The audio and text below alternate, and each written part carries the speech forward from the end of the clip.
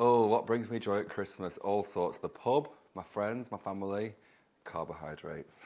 The best Christmas present I've ever had, I think I was about 5 and I got a second-hand bike and I didn't know what second-hand meant, so I thought it was like designer. So I was going up and down the street going, "Hey Sheena, do you like my second-hand bike?" And they laughed their heads off at me. My top tip for whoever's in charge of the kitchen on Christmas Day would have to be make sure you have a plan of action, an Excel spreadsheet if you're that way inclined. Get help with your friends and family, and also just enjoy a little nip. On the hour, every hour. That'll sort you out. My Boots Christmas collection was inspired just by the things that I use in my kitchen. I often find that bakeware is very, very floral or a bit bland, and I wanted to bring a bakeware range that is kind of both masculine and feminine and functional and beautiful, and I think I've done it. One recipe that I love from my book, A Flash in the Pan, would have to be toffee apple and salted pretzel Rocky Road, because it's great for any time of the year, but it's perfect for Christmas, and it's the kind of thing that you can make, keep in a biscuit tin or a cake tin, and just keep visiting on the hour, every hour. My favourite bake on a budget is really basic, and I'm not ashamed to admit that it is scones.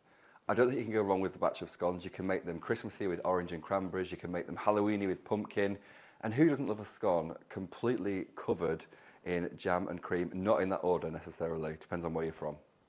A bake using no more than 5 ingredients would have to be, well, a Victoria sponge. It's butter, sugar, flour, eggs, and a bit of jam. 5 ingredients. I'd say that the most crucial baking implement which you can get in my range is measuring spoons. Because people think a tablespoon is one of them things that you eat your cereal with. That is not a tablespoon. A tablespoon is a precise measurement, and I'm quite evangelical on that. I'm slapdash in everyday life, but when it comes to baking, you've got to be precise.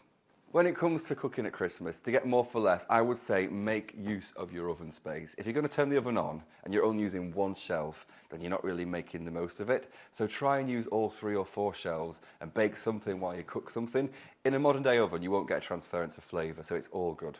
And everyone knows that Christmas time, your best friend is leftovers. So don't chuck them away, never chuck leftovers away. If you need to freeze them, freeze them. If you want to make an amazing curry with leftover turkey, you can do. You can make a killer sandwich at Christmas as well, so there's all sorts you can do with leftovers.